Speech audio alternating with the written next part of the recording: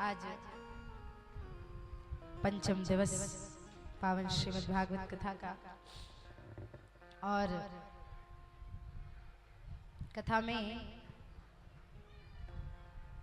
आज हमारी भाभी जी आई हुई हैं। ये थोड़ा मैंने उस दिन विधायक जी को भी बोला था, ये गड़बड़ होता है। कहते हैं पति पत्नी को साथ में कथा सुनने के लिए जाना चाहिए।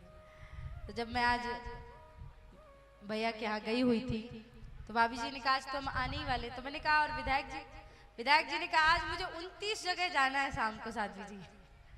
इतनी सारी जगह जाने के लिए बोल दिया तो मैंने तो कुछ बोला ही नहीं कि अब क्या करूं। तो बोले किसी ना किसी एक को तो जाना पड़ता है, तो या तो ये, तो मैंने कहा कि भाभी जी को तो आना ही चाहिए क्योंकि माताओं को बड़ा प्रेम और स्नेह रहता है कथा से। खास तौर से मैंने आपको बताया था कि भाभी तो समय समय पे ऑनलाइन भी कथा वथा देखती रहती हैं तो बड़ी प्रसन्न होती हैं, और मुझे भी इनकी भक्ति भाव श्रद्धा देखकर बहुत प्रसन्नता होती है।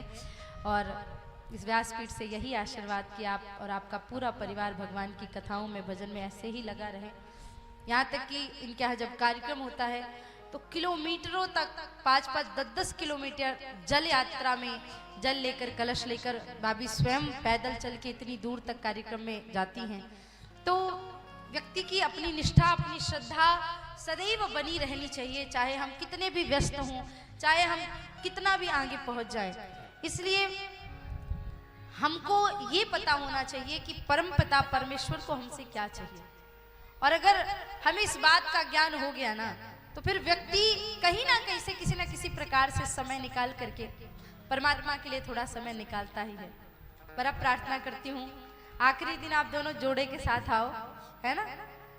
बढ़िया, पक्का प्रॉमिस? ठीक है, तो आखिरी दिन मैं भैया तो उन्होंने बोला है शायद आएंगे, तो आप लोग जोड़े के साथ आइए। आप लोगों को भी मैया अपने अपने शंकर जी को लेके आया करो। हाँ, अकेले अकेले कथा में सुनना। माताएं तो पतियों को घर में कई बार छोड़ के आई होंगी कि काम करो जब तक हम कथा सुनेंगे, आप खाना वाना बना के रखना। ऐसा है? और बहुत सारे भैया लोग अपनी अपनी पार्वती जी को घर पे छोड़ के आ गए होंगे जोड़े के साथ कथा में, क्योंकि पिता के साथ धर्म पिता नहीं जोड़ा गया, माता के साथ धर्म माता नहीं जोड़ा गया, पर पत्नी के साथ धर्म पत्नी जोड़ा गया है। तो धर्म का कोई भी काम करो तो पत्नी को जरूर साथ में लेना चाहिए जितना संभव हो सके। वैसे तो पत्नी कथा सुने तो पति को पुण्य, यही तो एडवांटेज हो जाता है। फिर लोग बोलते हैं कि चलो मेरी धर्म पत्नी गई तो है, मुझे क्या है?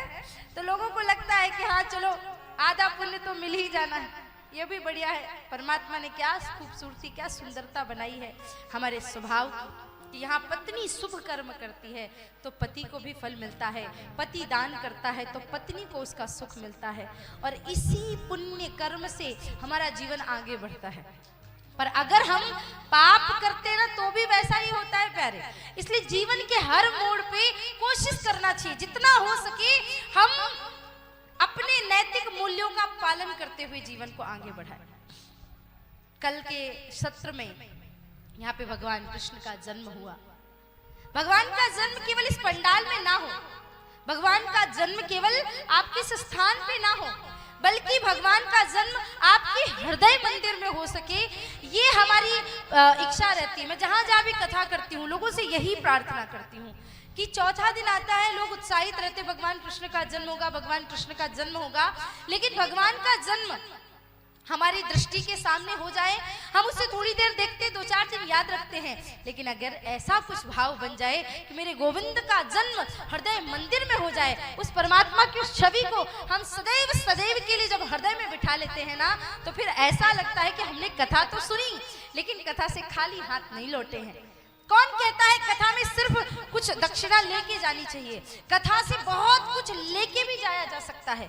आप कथा में अगर मुट्ठी भर के कुछ लेके आते हैं ना, तो हृदय आकाश भर कथा से भर के लेके जाना चाहिए। और मुझे तो ऐसा लगता है आप कुछ नहीं भी लेके जाओगे ना तो भी कथा आपका पीछा नहीं छोड़ती।